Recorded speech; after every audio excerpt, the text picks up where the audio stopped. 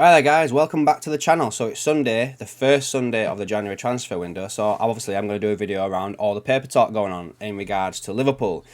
To be honest with you, there ain't a lot, which is not probably surprising. So I'm going to mash in a few Fabrizio Romano updates regarding Fabio Carvalho. And I'm also going to give a little bit more insight on where I see this January transfer window going based on Liverpool's early activity. Now, the only thing that's really around in the papers that's kind of regarding Liverpool is obviously the Jordan Henderson stuff, where he wants to leave Saudi Arabia after only 6 months. So I'm going to read this article to you by Paul Joyce. So, Jordan Henderson wants to leave Saudi Arabia after only 6 months and is keen to return to the Premier League or elsewhere in Europe. The midfielder has failed to settle in the Middle East, and the 33-year-old was Al Attifaq's statement signing, and neither Gerrard nor the club want to lose Henderson, even if they are aware of issues that have risen since the £10 million transfer.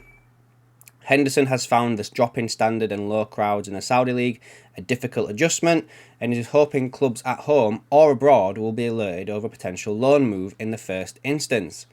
He joined Al Attifaq, where he earns $350,000 a week tax-free, after being advised by Jurgen Klopp that he would probably play less this season at Liverpool as they signed new midfielders.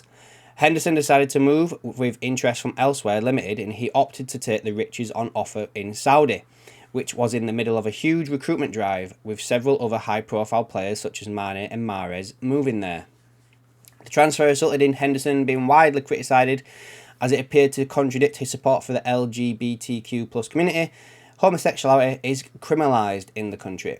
On the pitch, Al Attifaq have struggled and are 8th in the league, 28 points off the top, with Gerrard calling for greater investment in the team to move up the table. Henderson has continued to be selected by Gareth Southgate, the England manager, and posted the best running stats of his international career early this season during the draw. Oh my god.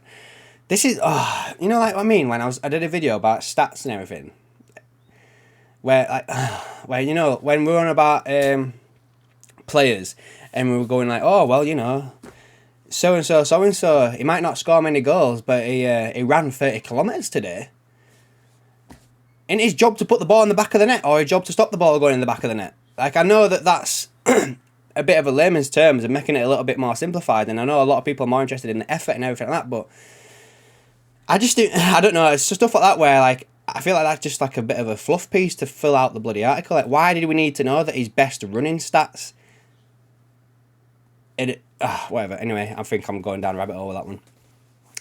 Southgate has remained loyal to his vice-captain, has been minded to take him to the Euros in this summer, with a move to a better standard of football like to enhance his prospects. It remains to be seen what level of interest there would be in Henderson, who captained Liverpool to Premier League, Champions League, and Club World Cup during a successful 12-year stand at the Anfield career. And if Al Attifaq will soften their stance, it would be a blow for the Saudi Pro League to lose Henderson, but insiders last night insisted that it would be unlikely a departure would be blocked if the player made it clear he wanted to leave.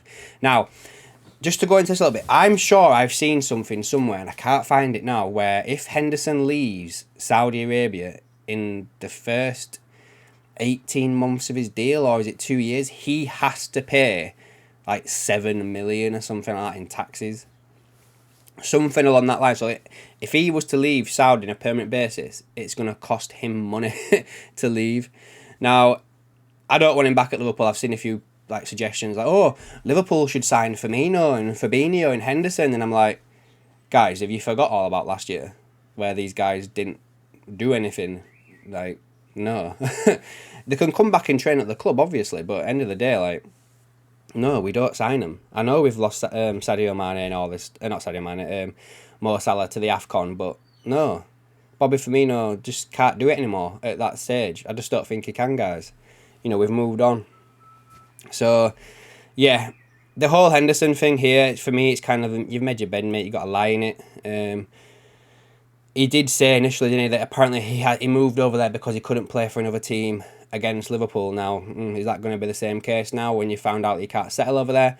You know, there has been a lot of rumours going around that the Saudi Arabia League's not going in the way people thought it would go, and that people are failing to settle over there and are wanting to move, and I probably think that Firmino, Fabinho, Henderson are probably just the tip of the iceberg. I reckon there's a lot of them that are kind of feeling this way.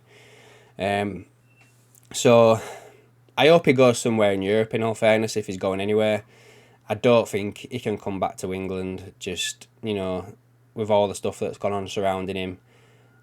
I don't think any club would want that sort of PR disaster, like what does he come that would negate the PR spin that had come against it, do you know what I mean? So, yeah, I think he's best off just moving abroad, in all fairness, and playing in Europe somewhere. But yeah, that's that for this one, guys. Now, the only other thing really to talk about in the Paper Talk, guys, is the whole Fabio Carvalho deal. Now,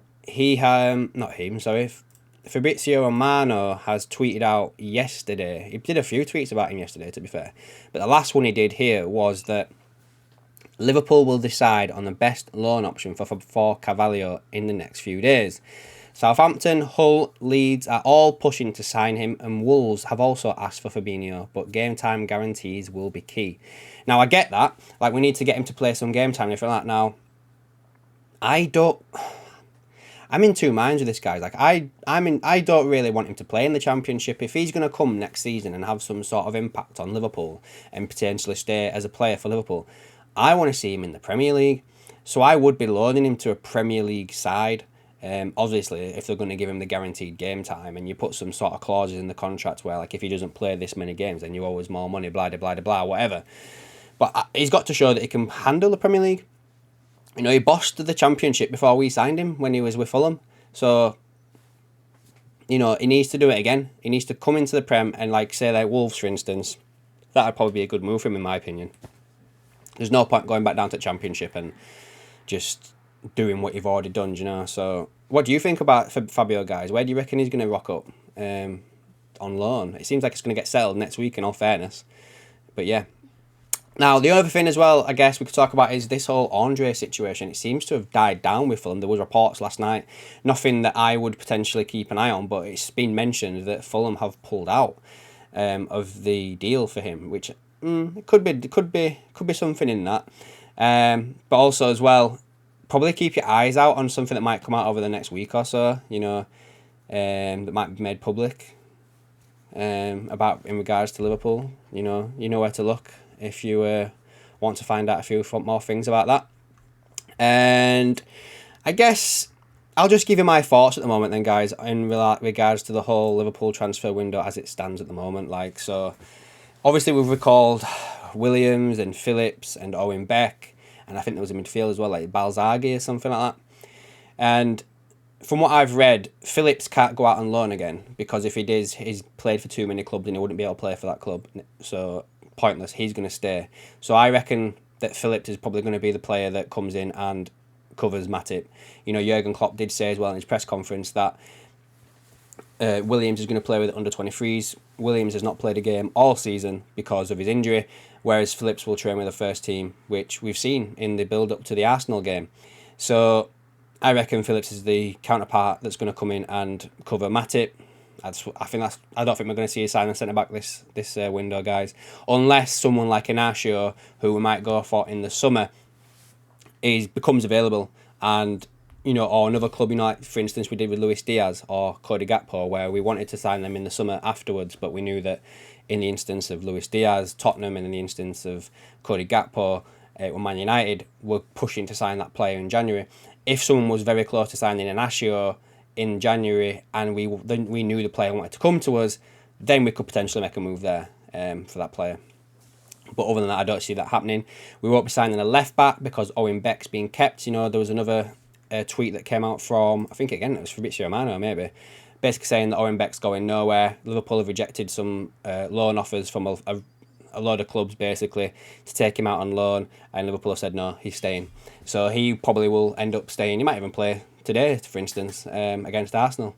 He had a really good season apparently at Dundee, so let's keep that up there with him. And then obviously we've lost Szoboszlai for 2 games. We lost Mo Salah, we've lost Endo. McAllister's come back at the right time. I think we're down to our bare bones basically, guys, for this month. And say for instance, if McAllister was to get injured again, who's going to come in and play the 6? Like, Bajcetic is not ready. Thiago's not ready. So we are running a risk of this. You know, we play today, then we play Wednesday, and then I think we play next Sunday. We've got 3 games in space of a week, and we expected McAllister to play all 3 games in that DM role. You know, are we expecting Jones, Elliott? You know, the front 3 is fine.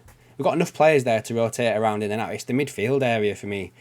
You know, potentially even centre-back as well when you think about it as well, guys. Like if Joe Gomez or, you know, Kanate picks up another injury, we're down to Van Dijk, Kwanzaa and Phillips. And then, you know, the other one, Kanate or Gomez. Like, we are running a risk again as usual, and it seems to be the same old story that, you know, probably been asking Klopp, can you get by till summer?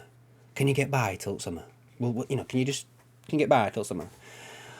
I don't know, guys. It all seems to be a bit weird for me, I'm not going to lie. But, you know, Liverpool sometimes pull a trick out of the hat when we're not expecting it. So let's wait and see what happens. Obviously, if anything breaks, I'll be back with another video. But until then, guys, I'll catch you in the next one.